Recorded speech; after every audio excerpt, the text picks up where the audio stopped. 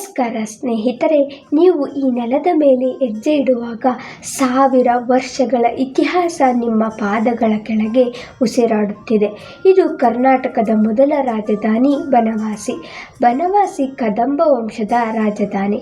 ಕ್ರಿಸ್ತಶಕ 4ನೇ ಶತಮಾನದಲ್ಲಿ ಮಯೂರ ಶರ್ಮ ಎಂಬ ಬ್ರಾಹ್ಮಣ ಯುವಕ ಇಲ್ಲಿ ತನ್ನ ರಾಜ್ಯವನ್ನು ಸ್ಥಾಪಿಸಿ ಕದಂಬ ರಾಜವಂಶವನ್ನು ಆರಂಭಿಸಿದನು.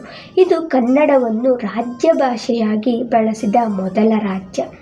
ಮಯೂರ ಶರ್ಮರಿಂದ ಹಿಡಿದು ಕದಂಬ ಕಾಕುಸ್ತಕ ರಾಜರ ಕಾಲದವರೆಗೂ ಬನವಾಸಿ ನಾಡು ಶಿಕ್ಷಣ, ಸಂಸ್ಕೃತಿ, ಕಾವ್ಯ ಮತ್ತು ವಾಸ್ತುಶಿಲ್ಪದ ಕೇಂದ್ರವಾಗಿತ್ತು.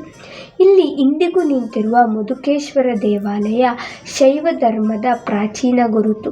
ದೇವಾಲಯದ ಗರ್ಭಗೃಹದಲ್ಲಿರುವ ಶಿಲಾಮಯ ಶಿವಲಿಂಗ ಕಾಲದ ಕಲ್ಲಾದರೂ ಜೀವಂತ ಶಕ್ತಿ ಹೊಂದಿದೆ.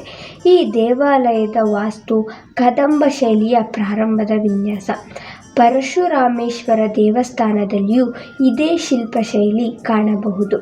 ಇಲ್ಲಿ ಪ್ರತಿ ವರ್ಷ ನಡೆಯುವ ಕದಂಬ ಉತ್ಸವ, ಕಾವ್ಯ, ನೃತ್ಯ, ಸಂಗೀತದ ಉತ್ಸವ ಇದೊಂದು ಸಂಸ್ಕೃತಿಯ ಬದುಕು. ಈ ನೆಲದ ಜನರ ಜೀವನದೊಳಗೆ ಇತಿಹಾಸ ಬೆರೆತಿದೆ.